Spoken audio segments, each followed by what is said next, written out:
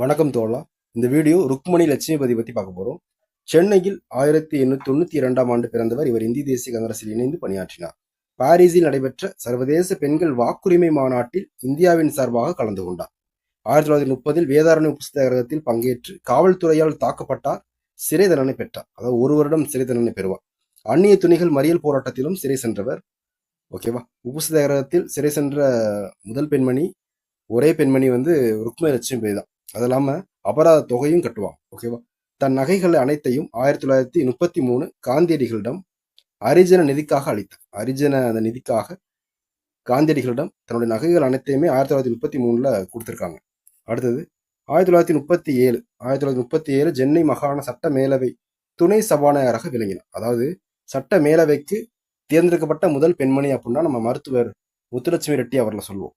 ஆனால் சட்டமன்றத்திற்கு மக்களால் தேர்ந்தெடுக்கப்பட்ட முதல் பெண்மணி அப்படின்னு பார்த்தீங்கன்னா ருக்மணி லட்சுமிபதி அவர்கள் தான். ஓகேவா. இவரே சென்னை மாகாணத்தில் முதல் பெண் அமைச்சரும் ஆவார். உப்பு சத்தியாகிரக போராட்டத்தில் கலந்து கொண்டு சிறை சென்ற முதல் பெண்மணி என்று பெருமை பெற்றவர்.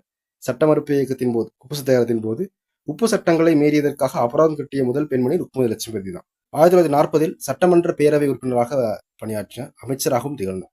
அதாவது 1951 இறந்துருவாங்க. அது வரைக்கும் 8 வருடங்கள் அமைச்சராக இருப்பாங்க. இது போன்ற தகவல் உள்ள வீடியோவுக்கு நம்மளோட சேனலை சப்ஸ்கிரைப் பண்ணுங்க. விரும்புங்கள், கருத்துக்களை பதிவேற்றுங்கள், நண்பர்களுக்கு பகிருங்கள். இதோட பிடிஎஃப் என்னோட டெலகிராம் சேனலில் கொடுத்துருக்கேன். டெலகிராம் லிங்க் என்னோட யூடியூப்ல தான் இருக்கு. மீண்டும் சந்திப்போம். நன்றி தோழர்.